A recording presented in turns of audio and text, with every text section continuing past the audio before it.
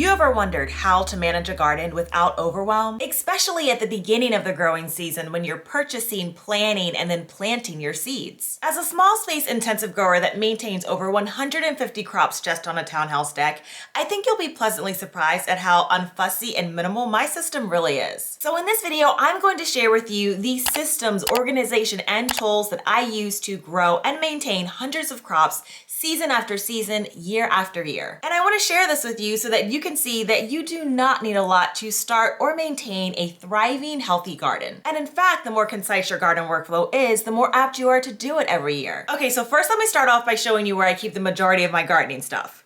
It's right over there, specifically on the right-hand side. No, darling, you didn't miss it. It's right here. Nearly 80% of my gardening equipment is kept right here. And other than this, I store my frost and my shade cloths under the deck. I have several indoor composters and 2 slender under-the-bed totes, and that's it. Now you may be asking why here, and that's because my garden is there. It's just a very practical location that gives me easy access to the things that I'm going to need the most. Okay, so what's even in here? Let me show you. But before that, hi, if this is our first time meeting, I'm Cassandra from the blog becomingafarmgirl.com.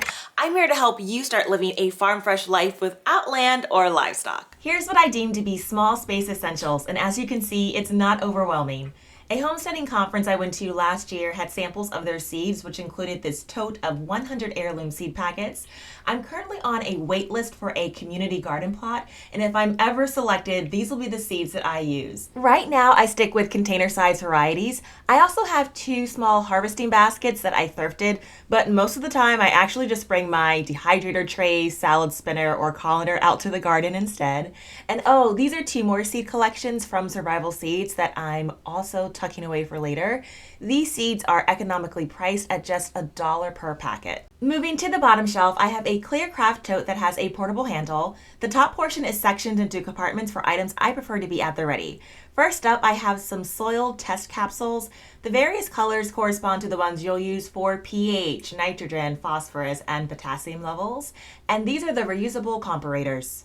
Next up, I've got some neem oil, which is great if you're battling mildew or need an all-natural fungicide or pesticide. I have the actual bottle and then a spray bottle. And oh, here's the pH list that the soil test includes. I like to keep that as a reference. All right, so I've got a vinyl apron for heavier chores like power washing the deck. I've also got these mini trellises that I stick in my GreenStalk planter pockets for dwarf plants that need support, my GreenStalk gardening journals, which is a record of what I've planted in previous seasons. I always purchase the Farmer's Almanac, which has been in continuous publication since 1818. It contains long-range weather predictions for the US and Canada, natural remedies, recipes, and folklore. And this is a seed starting and seed saving guide that I tucked into a sheet protector as well as a container article that I wanted to hang on to. I've also got other keepsake references from my soil testing kit and a spring and fall planter that gives you a general guide at your fingertips to planting. And then I've got some magazines that I've just hung on to for the past couple of years. I really want to get into moon planting for my summer garden, and this is a moon calendar wheel that'll help me keep track of that. I've also got a few accessories from my GreenStalk planter in here as well as the instructions because it's a reference that has information tucked inside. I've repurposed a napkin and silverware holder as another portable tote. I've got some garden shears for harvesting herbs and lettuces. I've also got some crop labels for when I plant outdoors from seed, and I keep a Sharpie marker in here. Up are some twist ties. These are great if your plants need support along your trellises. I also found this USB powered hand fan that I sometimes walk around with. I love that it doesn't use batteries. These are regular paintbrushes that I use if I need to pollinate something like squash or flowers. Next up is a cell phone armband because I'm likely listening to something while working in the garden.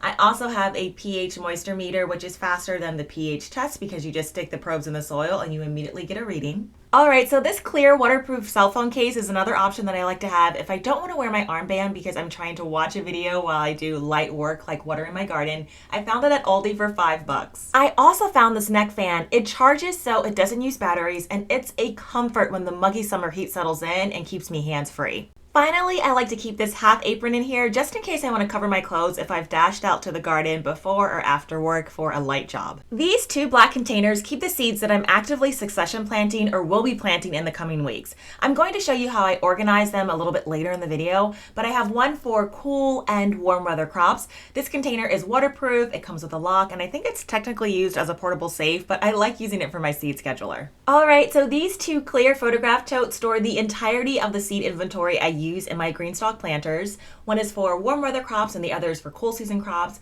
The clear cases allow you to take a quick look at the top seed packet so you can easily find what you're looking for while keeping your inventory organized. You can easily find them at a craft store like Hobby Lobby or online.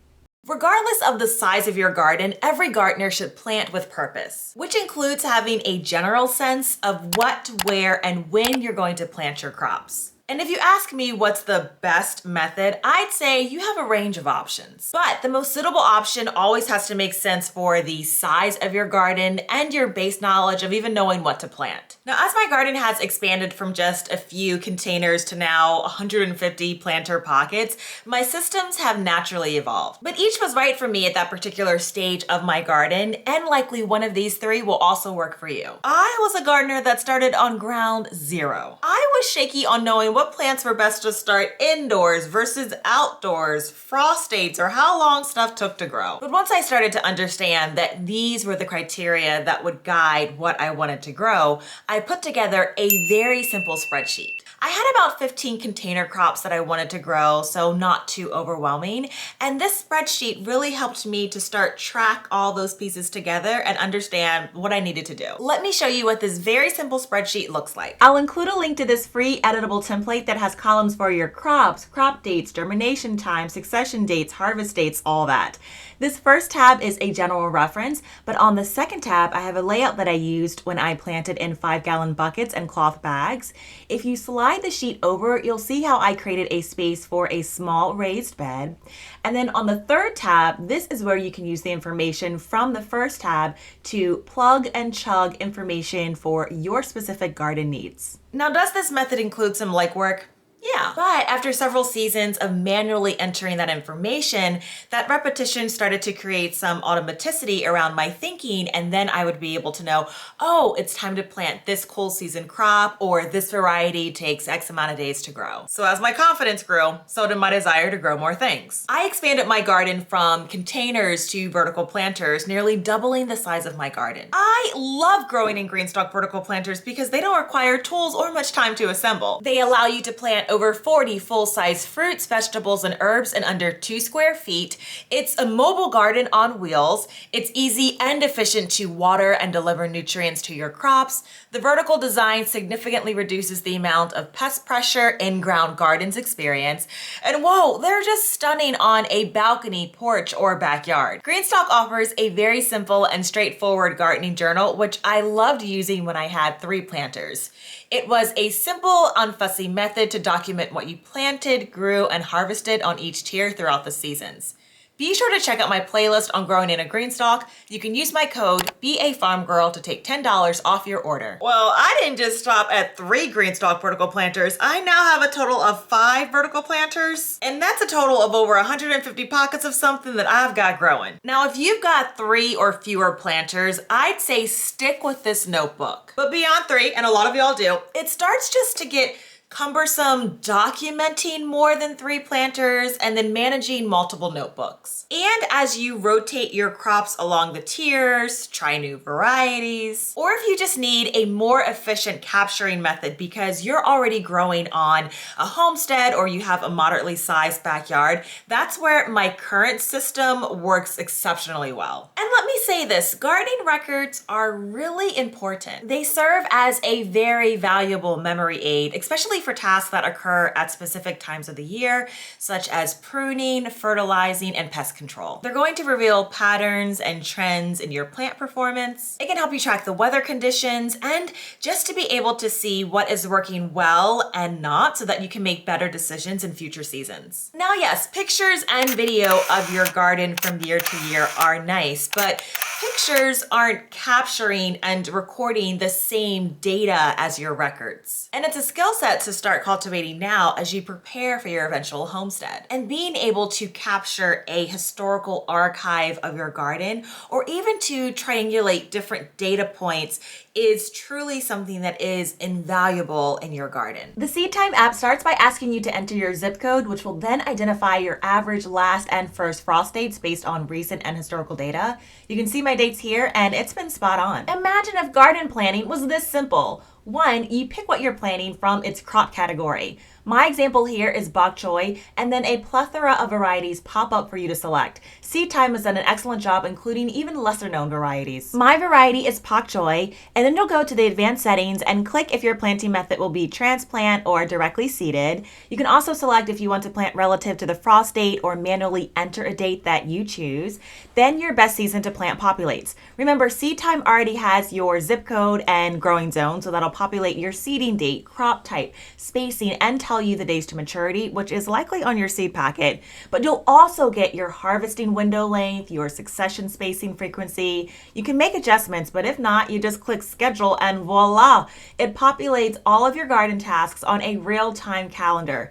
It doesn't get any complicated than this. Then you just keep repeating those steps. So for example, this time my crop category are cucumbers, and then the variety that I'm going with are lemon cucumbers. But golly, do you see all the varieties that you'll find in here? Now, I did adjust the settings to directly start my cucumbers outside because they just grow so fast. And then after that, as you can see, it just populates on my calendar. With just a few clicks based off of the seeds that I've ordered, I've been able to plan my entire spring, summer, and fall garden in minutes, not hours. And let me tell you, if you are planting multiple varieties and want to ensure that you're using your seed inventory but feel overwhelmed by a handwritten method, you'll appreciate Seedtime. After you enter all your seeds, you'll have a task list that's generated and includes things like when to start seeding, preparing your beds, direct sowing, and transplanting. It's incredible that now I can see my entire garden work on a one-page calendar spread, and I can filter by the task like seeding, sowing, bed prep, etc. If you need help, you can use their robust video library, and they even host live classes. If you're interested in checking out Seedtime, there is a link in the description box that will set you up with a free, meaning no commitment account, and they're currently giving away free seed samples. You can also opt into several of their tier no commitment subscriptions depending on the size of your garden. And I really do appreciate that it's tiered and that homesteaders that have, just 1 or 2 or up to 5 or 10 acres, and then full-fledged farmers actually use this app. I just love how simple it is to use.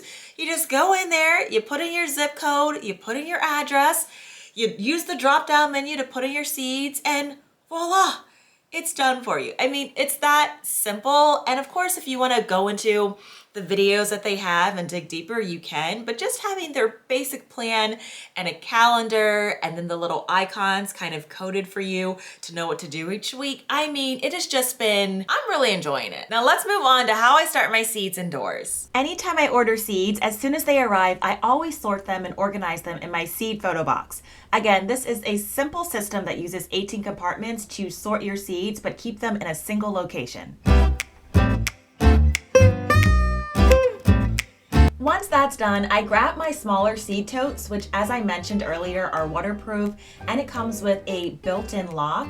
I've created a filing system just by cutting down some cardboard boxes to create dividers. And then I use sticky tabs to write the months of the year that I'll be planting. But then I also included 1 tab per week for each of the weeks that are in that month. It looks something like this.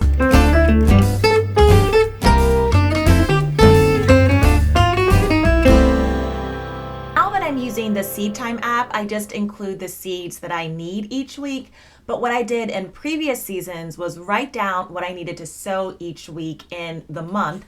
And that's what you see me doing here. So this is usually what my cards look like. Then I just tuck the seeds in my tote, and one thing that I enjoy doing is using a separate color for the seeds that I'm going to succession plant. And I would just, when I was using this method, I would write the names of the crops on that card. So now all I have to do every single week is just grab the seeds that I've already sorted, look at my Seedtime app notes or your note card, and go ahead and get going, right? There's not a bottleneck or confusion around what I need to start planting, and that has been such a relief.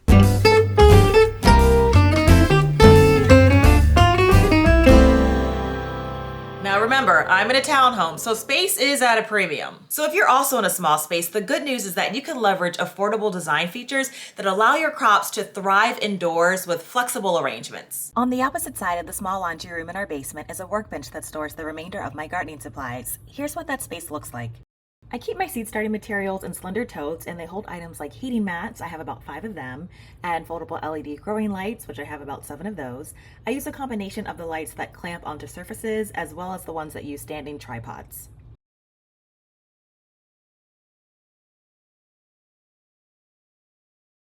Then I have baskets with some other items like my harvested worm castings and bedding rocks, backup supplies of garden labels, a backup worm bin thermometer, copper sticky tape that I also use in my worm bins, and in this second basket are more growing lights, an extra worm blanket that's a source of cover and feed for the worms, seed starting pellets, which are economical to purchase, you just add water, and I've got one of several worm bins here.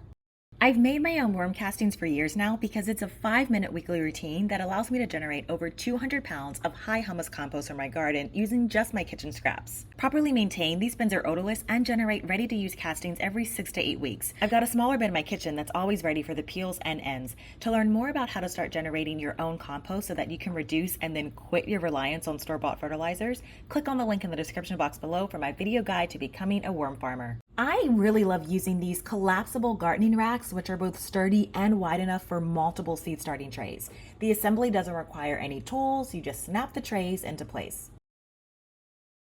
This seed tray can then be placed in any area of your home, making your seed starting location any available space that you have. Now that my seed rack is in place, let's move to my seed starting containers, which are always a combination of biodegradable pots or the peat pots that I showed you earlier. I love that these containers allow me to tear off the plants when it's time to transplant them, and they eliminate needing to disturb the roots to move to a larger container.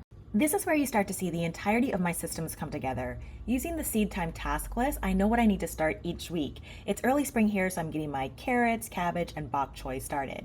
Seed starting is messy indoors or out, which is why I'm so glad I have this planting mat. It lays flat and it stores easily, but creates a wipeable rectangular space that contains the mess that is gardening. You just snap the corners into place. I always add a sprinkle of worm castings when I start my seeds because it provides essential nutrients for plant growth like nitrogen, phosphorus, potassium, and micronutrients, provides beneficial microorganisms and organic matter that enhances soil aeration, water retention, draining, and improves seed germination rates. After I add the castings, I deposit my seeds and then gently cover them with a light layer of potting mix. Then it's time to get everything labeled. One of the fastest ways to derail seed starting is by overwatering your garden, which is why I use a spray bottle to provide targeted hydration, which mimics rain showers without overwatering or keeping your seeds or soil soaked in too much water if you use the self-watering trays. After that, you can check off what you've started, move your seeds to the next week that you'll plant a succession crop, and cover your seed starting tray with the lid to generate a greenhouse environment. The combination of a greenhouse like this and a heat mat warms things up to an average of about 70 degrees. These temperatures are necessary for activating germination and robust root growth. Next, you'll need a light source, and it's not about the brand, it's about the features. So be sure that you're using an LED grow light that emit a full spectrum of light, including blue for vegetative growth and red for fruiting and flowering. You also want lights with an adjustable setting for intensity, because remember that your seedlings and young plants thrive when lights are positioned about 4 to 6 inches above, with about 12 to 16 hours of light during the growth phase. This will help keep your plants from looking leggy. To get more small space gardening inspiration or learn how to make your own fertilizers using your kitchen scraps, click on the video on your screen. I'll see you in my kitchen or garden soon. Take care, friends.